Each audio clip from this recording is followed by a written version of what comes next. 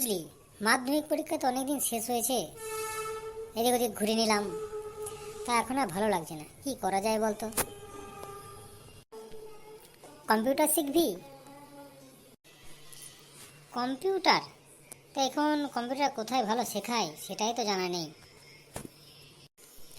আরে, ফলেয়া যুব কম্পিউটারের নাম শুনেছিস?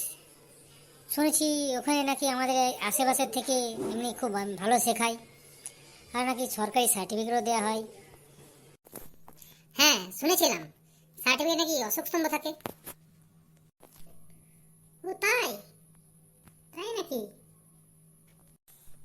চল তাহলে একদিন গিয়ে দেখি আসা যাক। হ্যাঁ চল তাহলে। ফলে যুব কম্পিউটার সেন্টারের অ্যাড্রেসটা জানিস তো তুই? হ্যাঁ আমি জানি, ফলে 1 নম্বর স্টেশনের কাছে যে মামুনি রেডিমেড শোরুম আছে না, ওখানেই। চল তাহলে।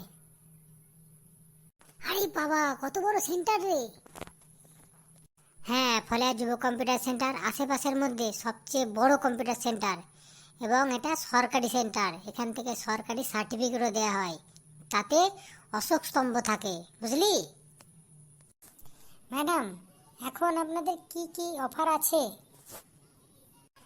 এখন আমাদের ফ্রি অ্যাডমিশন চলছে, প্রত্যেক ছাত্রছাত্রীদের স্কলারশিপের ব্যবস্থা আছে, এছাড়া বিভিন্ন গিফটের ব্যবস্থা আছে, কোর্স ফির ওপরে 50% ছাড়ও চলছে।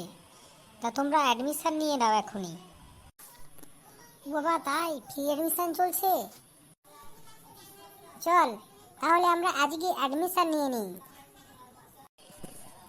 আর তোমরা জানো তো আমাদের সার্টিফিকেটে অশোক স্তম্ভ থাকে, দেখবে? হ্যাঁ ম্যাডাম, দেখি একবার। এই দেখো।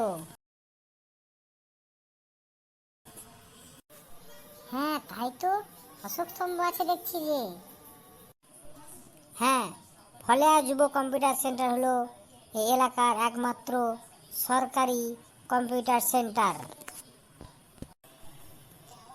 হ্যাঁ ম্যাডাম, তাই তো দেখছি। হ্যাঁ ম্যাডাম, আমি ভর্তি হচ্ছি। আমি সকলকেই বলবো যে ফলেয়া যুব কম্পিউটার সেন্টারে ভর্তি হতে। অসাধু ব্যক্তিদের প্রতারণায় পা দেবে না, তাই সঠিকভাবে কম্পিউটার শিখতে হলে আসতে হবে একমাত্র ফলেয়া যুব কম্পিউটার সেন্টারে।